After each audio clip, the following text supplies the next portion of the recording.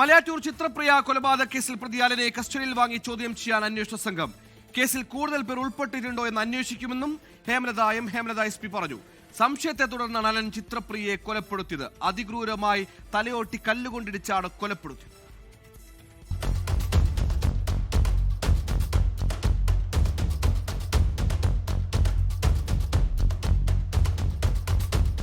നാടിനെ നടുക്കിയ 19-കാരിയുടെ കൊലപാതകത്തിന്റെ ചുരുളഴിക്കാനുള്ള ശ്രമത്തിലാണ് പോലീസ്.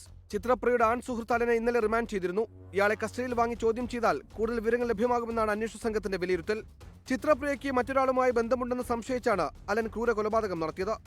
മലയാറ്റൂർ ഭാഗത്ത് ഒരു ബോഡി കണ്ടെത്തിയതായിട്ട് നാട്ടുകാർ പറഞ്ഞതിൻ്റെ അടിസ്ഥാനത്തിൽ നമ്മൾ ലാസ്റ്റായിട്ട് കിട്ടിയ CCTVകളും ബാക്കി തെളിവുകളും നമ്മൾ കളക്ട് ചെയ്തിട്ട് കുട്ടീൻ്റെ ഒരു ഫ്രണ്ട് ആയിരുന്ന ഒരാളെ നമ്മൾ അക്യൂസ്ഡായിട്ട് കുറച്ച് തെളിവുകളും കാര്യങ്ങളും എടുത്തിട്ട് നമ്മൾ അറസ്റ്റ് ചെയ്തിരുന്നു. റിമാൻഡിലാണ്.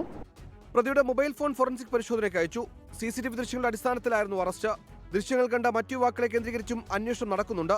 ചിത്രപ്രിയയുടെ തലയോട്ടി കരിങ്കല്ല് കൊണ്ട് അടിച്ചു പൊട്ടിച്ചതാണ് മരണകാരണം. പെരുമ്പാവൂർ ASPയുടെ നേതൃത്വത്തിലാണ് അന്വേഷണം നടക്കുന്നത്. 24 കൊച്ചി. ലോകത്തെവിടെയായാലും ഏത് സമയത്തും 24 വാർത്തകളും ഓഗ്മെന്റഡ് റിയാലിറ്റി പാക്കേജുകളും എക്സ്പ്ലെയിനറുകളും വിശദമായി കാണാൻ ഞങ്ങളുടെ YouTube ചാനൽ നിങ്ങൾക്ക് സബ്സ്ക്രൈബ് ചെയ്യാം.